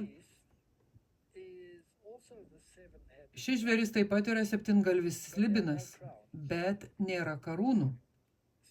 Taigi šiuo etapu jį nevaldo. Tai yra buvo, bet jo nebėra etapas, kaip jau aptarėme, tiesa? Buvo popiežiaus valdžios etapas, kai ant ragų buvo karūnos. Tada jį valdė. Dabar karūnų nebėra. Tai žvėris iš bedugnės, kuris valdo. Ir tai moteris, kuri joja ant žvėries iš bedugnės. Žvėris neturi karūnų, nes dabar jis buvo, bet jo nebėra etape. Bet gaus valdžią, kai šis etapas bus baigtas.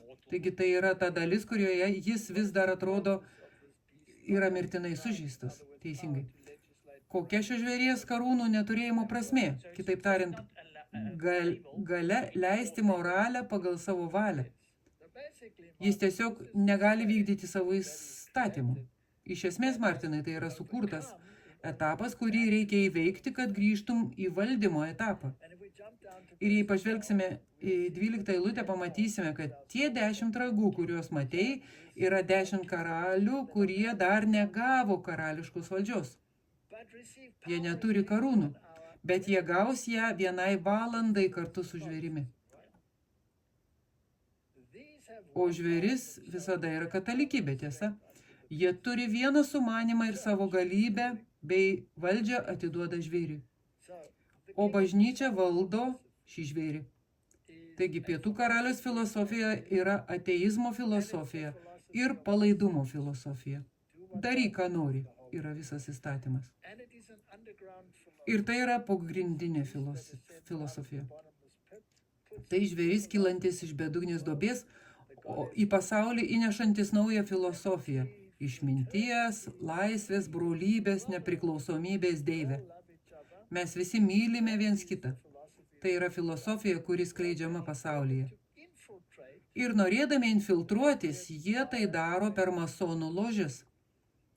Taigi čia yra Anthony Sayero pirmojo Londono ložės, įkurtos 1717 metais, siekiant paruošti tam kelią didžiojo meistro portretas. Ir štai kaip tai atrodo. Ir žinoma, tai ženklas, kurį jie turi, kur jie uždeda ranką ant krūtinės, štai taip. O tada pažiūrėkime į Pijaus 12 nuotrauką. Pedelarijos Pacelli biografijoje ir tai tas pats simbolis. Taigi Roma per jėzuitus sukūrė šią sistemą, kad infiltruotųsi į politinį ir dvasinį pasaulio mąstymą. Ir tai yra luciferinė sistema. Ji nepripažįsta Dievo, Biblijos ir jo įstatymo. Taip. Bet taip jie vis veikia per visą tai. Visi turi šios įgaliotinius. Jie turi Maltos riterius ir visas slaptas draugijas, kurios atlieka tą infiltraciją. Teisingai. Taigi, kas vyksta šiuo laikotarpiu? Na, laikotarpis, kai šis žvėris iš bedugnės kyla, matome masono iškilimą, kaip ką tik matėme, komunizmas, spiritizmas, evoliucionizmas, kas yra ateizmas, teosofija, kas yra Liuciferio garbinimas ir egzistencializmas. Taigi, apibrėžkime egzistencializmą. Tai filosofinis įsitikinimas, kad mes kiekvienams esame atsakingas už tikslo ar prasmės sukūrimą savo gyvenime. Mūsų individualaus tikslo ir prasmės mums nesuteikia dievai, vyriausybės, mokytojai ar kiti autoritetai. Mes nusprendžiame. Taip, tai popiežiaus dekretas. Mes pradedame nuo žmogaus, mes nepradedame nuo Dievo. Tai pasakė Vatikano susirinkimas. Mes tai padarėme serijas apie tai daug kartų. Taigi čia turime visas šias bedieviškas struktūras. Tuo pačiu metu yra Karlas Marksas, kuris įkūrė komunistų lygą, o komunistų manifestas buvo parašytas 1844 metais, o išleistas 48 metais. Ir kokia buvo filosofija? Karlas Marksas ir Friedrichas Engelsas susitiko Paryžiuje ir užmezgė visą gyvenimą trunkančią draugystę, kuri pakeitė pasaulį. Po 2 mėnesių, 1844 metų lapkritį, Engelsas parašė Marksui. Štai kokios filosofijos mums reikia. Šiuo metu visur rengiame viešus susirinkimus, kad įkurtume draugijas darbininkų pažangai. Didžiulė balsų dauguma, viskas, kas krikščioniška, buvo uždrausta. Čia neturi būti jokio Biblijos dievo. Marksas jau buvo parašęs ateistinį vadovėlį pavadinimu Krikščionybės esmė, kuriame jis pasisakė prieš Dievo egzistavimą. Ar tai Pietų karaliaus filosofija? 100% tinka. Neigia Dievo egzistavimą. Kas yra viešpats, kad turėčiau paklusti jo balsui? Aš nepažįstu Jehovos, man jis nerūpi. Ar taip jis sako? Taip. 1844 metais viename iš savo darbų jis teigė, kad religijos kritika yra visos kritikos prielaida. Šiame darbe jis religiją taip pat pavadino žmonių opiatų, kitaip tariant, narkotikų. O kitame sakinyje pasiūlė panaikinti religiją. Atsikratykime religijos. Taip. Ar tai buvo įrašyta konstitucijoje? Argi prancūzai nenusiuntė laisvės statulos? Taip, būtent dėl šios nuostabios religijos laisvės. Laisvė nuo ko, Martinai? Nuo Dievo ir įstatymo, ar ne? Kaip būtina tikrai laimiai, kaip gimė marksizmas, kas būtina tikrai laimiai, kaip gimė marksizmas, socializmas, komunizmas, kurie atnešė tiek daug laimės pasauliui. Gerai, Martinai. Taigi įdomu. Tai, kad marksizmas, socializmas, komunizmas yra Pietų karaliaus filosofija. Taip, ji puikiai į tai tinka. Ji puikiai į tai tinka. Gerai. Paskutiniuoju metu Šiaurės karalius, kas yra popiežiaus įstatymo ir valdymo filosofija, stums prieš pietinę mąstyseną. Kas sukūrė pasaulietinę mąstyseną? Jie sukūrė. Jis padarė tai per savo įgaliotinius jėzuitus. Teisingai. Adamas Vaicas buvo jėzuitas ir jis sukūrė Illuminatus, ar ne? Jūs sakėte, kad jis stūmė prieš, bet iš tikrųjų pietų karalius stūmė prieš šiaurės karalių. Taip. Pietų karalius spaudė jį, o paskui jį užvaldė. Taip. Taigi, kai komunizmas, socializmas ir visa kita įsigalėjo, kaip matėme per daugelį metų, tai spaudė šiaurės karalių. Bet kaip ką tik minėjote, tai sukūrė tas pats šiaurės karalius. Pakalbėkime praktiškai. Kokia mąstysena vyravo valdant Bidenui? Pietų karaliaus ar šiaurės karalius? Pietų karaliaus. Pietų karalius filosofija, tiesa, palaidumas, daryk ką nori, pabudimas. Įvardink, ką tik nori, visi šie dalykai. Tuoj pamatysime. Taip. Ir žinoma, visai tai įvedė taip pat jėzuitai. Taip, hipių judėjimas su laisva meilė ir narkotikais, tai buvo skatinama jėzuitų. Jie važiavo savo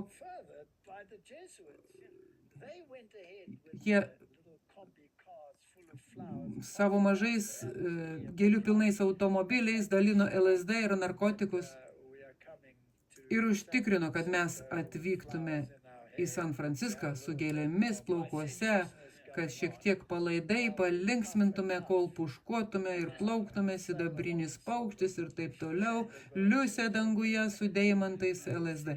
Dainos žodžiai. Taip, įdomu, kaip tik galvoju, kad Bidenas yra katalikas, taigi jis yra šiaurės karalius, bet jis leidžia viskam vykti. Jis vaidina pietų karalių.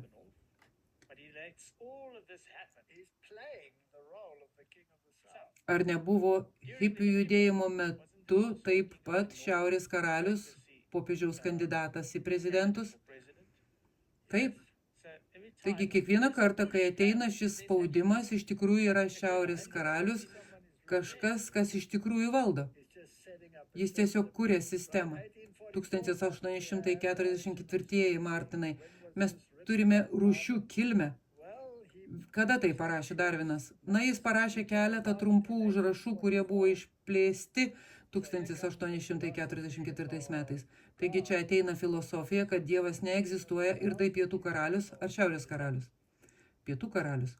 Taigi pažvelkime į vakarietiško palaidumo iškilimo koncepciją. Ar tai nebuvo kitas Sodomos kriterijus, dvasinės Sodomos? Ir jei paieškosite internete, rasite štai ką. Tiesiog įveskite vakarietiško palaidumo iškilimas. Ir cituoju tiesiai iš dėdės Google. O gal tai teta Google, nežinau. Tai gali būti daktaras Google, profesorius Google, nežinau, kas bebūtų. Gerai, atspindi istorinius ir tebesitęsiančius debatus apie moralę, socialinės normas ir suvokiamą tradicinių vertybių nuosmukį vakarų visuomenėse.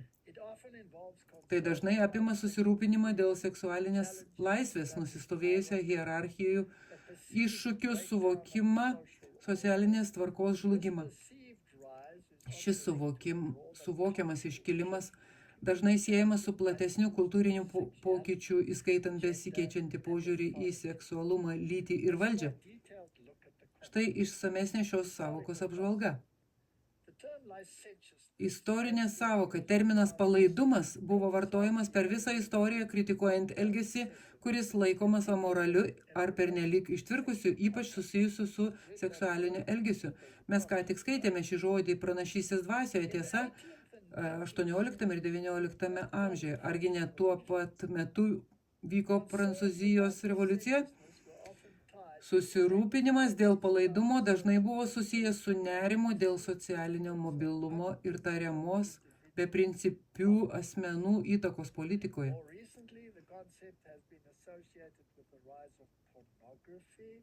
Pastaruoju metu ši koncepcija siejama su pornografijos iškilimu, seksualinė revoliucija ir kitais kultūriniais pokyčiais, kurie metė iššūkį tradiciniai seksualiniai moraliai. Taigi pagrindinės temos yra Seksualinė laisvė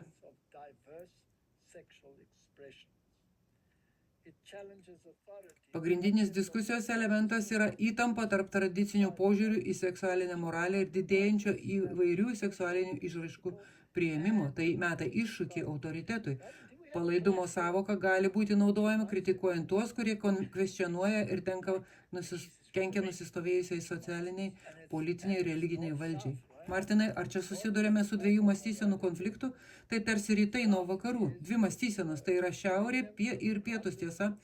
Taip, šiaurė yra popiežiška moralė, pietus yra ši laisvė, ši bedevystė. Įstojęs į bet kurį universitetą būsi užverstas ateizmu ir evoliucionizmu. Nesvarbu, kokį dalyką studijuoji. Kai eini į kino pasaulį, tai yra jėzuitų teatras. Tai palaidumas, tai daryk, ką nori. Lipi į lovą su kuo nori, nesvarbu, ar tai vyras ar moteris. Tiesą sakant, net nesvarbu, ar tai žmogus šiuo metu, kuriame gyvename. Ir tai yra klasikinis žingsnis siekiant sukurti sistemą, kurioje Roma vėl įgauna valdžią, nes protestantizmas ir šventasis raštas buvo taip susilpninti, kad jie net negali pasipriešinti. Taigi jie prisijungia prie šiaurės karaliaus, nes akivaizdu, kad jis turi įtakos ir moralinę poziciją diktuoti klaidingą moralę. Jie visiškai pamiršo, ko reformatoriai mokė apie Romą. Dabar jie prisijungia prie Romos prieš šį pasaulietinį pietų karalių ir socialinę tvarką. Susirūpinimas dėl atlaidumo dažnai atspindi nerimą dėl socialinių struktūrų stabilumo ir galimo chaoso ar netvarkos. Ar tai ne anarchija? Tvarka iš chaoso. Ar mes ją turime? Taip. Taigi pažvelkime į Trumpo administraciją. Ar ji su tuo kovoja? Taip. Ar ji naudoja ekonomiką? Taip. Muitai. Finansavimo universitetams panaikinimas. Kiekvienas, kuris propaguoja pabudimą ar translyčius asmenis, moterų sporte, jie panaikina jiems finansavimą. Taip. Net Dodžas, kaip jie pabrėžia kai kurias netinkamas išvadas, kaip tai lėmė pelių pavertimą translyčiais ir visa kita. Teisingai, tai vyksta didžiulis karas. Ar jis netgi pasitelkia visuomenę prieš bet kokią pasipriešinimo formą? Taip. Taigi, Martinai, šiaurės karaliaus filosofija dabar naikina palaidumą, bedievišką filosofiją, bet tai daro šiaurės karalius.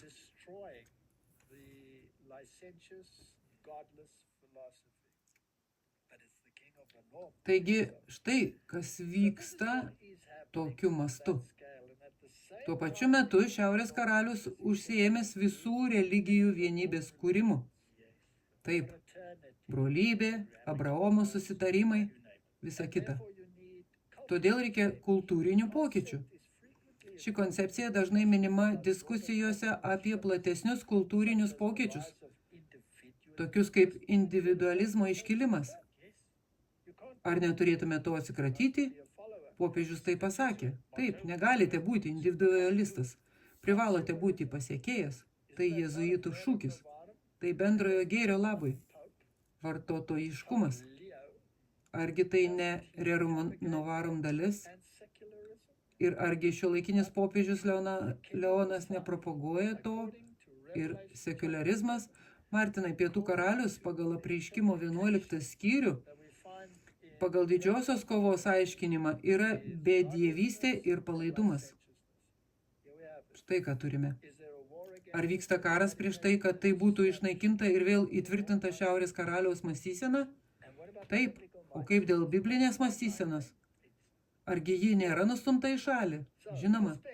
Taigi, moraliniai konservatoriai dažnai laiko palaidumo augimą tradicinių vertybių nuosmukiu ir grėsmę socialiniai tvarkai.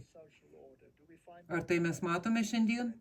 Taip, mes tai matome, kai Trumpo administracija bando atsikratyti visos tokios socialinės tvarkos ir viso kito. Pabaigos metu pietų karalius puls šiaurės karalių. Jis atsikratė savo politinės įtakos, jis pasitraukė į pogrindį, atsikratė tikėjimo Dievu, tikėjimo Biblija, tikėjimo Dievu kaip kūrėjų įnešė palaidumą, laisvą meilę, pabudimą ir visą kitą. O dabar turi įvykti atvirkštinis dalykas. Atsikratyta protestantizmo ir jį prarijo ekumeninis judėjimas. Taigi socialiniai liberalai gali teigti, kad susirūpinimas dėl palaidumo dažnai yra perdėtas. Argi ne tai mes randame žiniasklaidoje? Būtent mes visą tai sakėme. Sakėme, kad švytuoklė svyruos taip toli, kad svyruos atgal. Ir dabar jis svyruoja atgal, o žmonės vis dar bando ieškoti kitur. Gerai, taigi, kas yra sviravimas? Tai buvo šiaurės karalius, o paskui tapo pietų karaliumi. Pietų karalius labai įkaito, ypač valdant Baideno administracijai ir visoje Europoje. Pažvelkite į Londoną. Tai sekso baseinas ir pasaulis. Arba nueikite į Berlyno arba Paryžiaus miesto gatves ir pažiūrėkite, koks jis yra. O dabar švytuoklė turi sviruoti atgal. Didesnė seksualinė laisvė ir socialinė tolerancija yra teigiami pokyčiai. Ši mąstysena turi pasikeisti. Taigi, tokia santrauka iš Google. Tai kokius pavyzdžius turime? Pornografija. Pornografijos iškilimas 20 ir 21 amžiuje sukėlė didelį susirūpinimą dėl palaidumo, o kritikai teigia, kad tai skatina seksualinį išnaudojimą, kenkia individams ir visuomeniai. Visuomenė visada yra įsitraukusi. Socialiniai judėjimai, ginantis LGBT teisės, reprodukcinės teisės ir kitus socialinius pokyčius, buvo kaltinami palaidumo skatinimu, ginčydami tradicinės normas. Tradicinės normas? Kas akcentuoja tradicijas? Katalikų bažnyčia. Romos katalikų bažnyčia. Politinė kalba.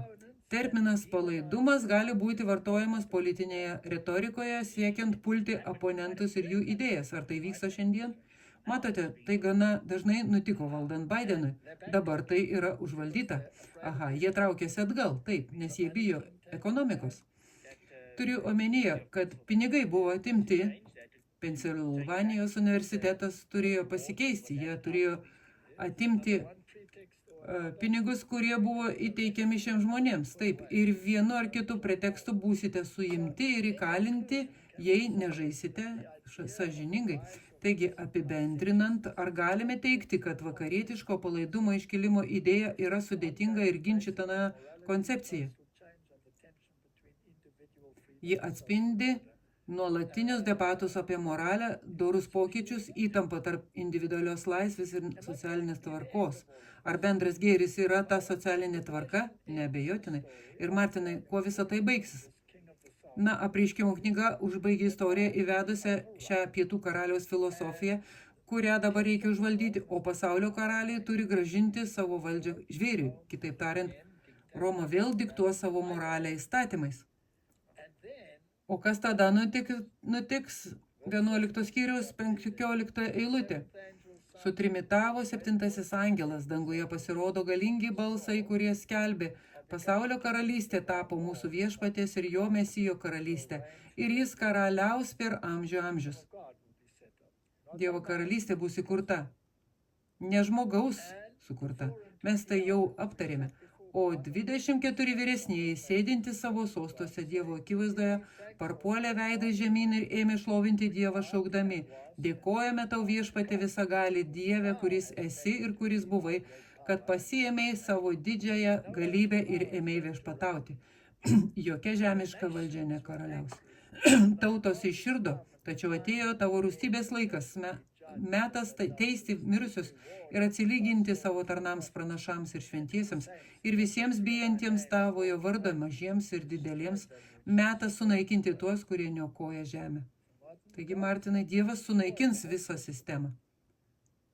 Ir atsidarė danguje Dievo šventykla ir pasirodė šventykloje jo sandoros skrynia. Tai Dievo įstatymas. Ir sušvitravo žaibai, nuskambėjo balsai ir griaustiniai. Kilo žemės drebėjimas ir pabiro baisi kruša. Taigi, ar Dievo įstatymas bus esminis? Centras. Ir tada ir žemės drebėjimas ir didelė kruša. Tai 7 neganda, visko sunaikinimas. Taigi, iš esmės galime apibendrinti, sakydami: tavo žodis, žibintas mano žingsniams ir šviesa mano takui. Arba laikysimės to, arba atsidursime popiežijos pusėje, kuri neigia Dievo žodį ir nustato savo moralę. Ir jei to nesilaikysime, tada atsidursime Egipte, kas yra pietų karaliaus filosofija. O šiaurės karaliaus filosofija nugalės. Ji ims valdžią, ji kuria savo situacijas ir Turkija su tuo neturi nieko bendra. Ji bus ir taip įtraukta. Ji jau įtraukta su šiaurės karaliumi. Pabaikime paskutinę citatą. Vienas iš ankstyvųjų reformatorių taip pasakė apie krikščioniškąją bažnyčią. Biblija yra priekalas, į kurį atšipo daug kūjų. Viešpats pasakė, joks ginklas nukaltas tau pulti neatneš sėkmės. Liežuvį, kuris bylos prieš tave teisme, tu nugalėsi. Dievo žodis bus nugalėtojas. Dievo žodis tveria amžinai. Visi jo įsakai tvirti, patikimi amžių amžiais, duoti tiesa ir teisumu.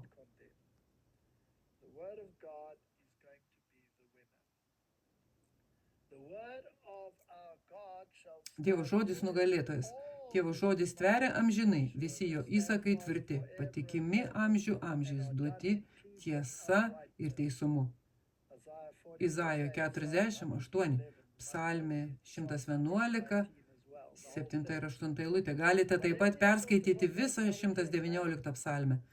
Viskas, kas statoma ant žmogaus autoriteto, bus sunaikinta.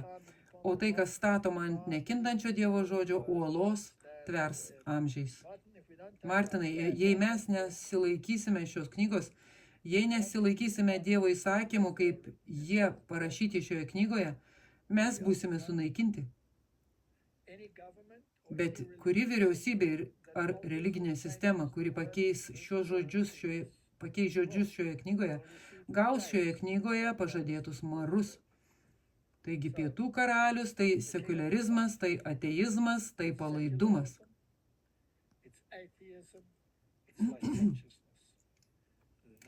Ši filosofija turi užleisti vietą šiaurės karaliaus filosofijai, popiežiaus viršenybei, popiežiaus pasakėčiams. Popiežiaus įstatymams ir visos tautos atiduos savo galią žvėriui, įskaitant islamo tautas. Tokia yra Biblijos istorija. Neskaitau jokios kitos istorijos ir tai yra karas, kurį turime stebėti ir nieko daugiau. Pasimelskime. Dangiškasis Tėve, tavo žodis labai aiškiai pasako, kas yra priešas, ką turime stebėti ir kokie yra paskutiniųjų laikų įvykiai. Ir aš meldžiu, kad atvertum savo žmonių protus ir širdis, kad jie suprastų, jog vienintelis saugumas yra Kristaus teisumas, jo karalystė, jo įstatymas. Ir tai yra mano malda, kad visi teisingai pritaikytų tavo žodį ir suprastų jį. Meldžiu Jėzaus vardu. Amen.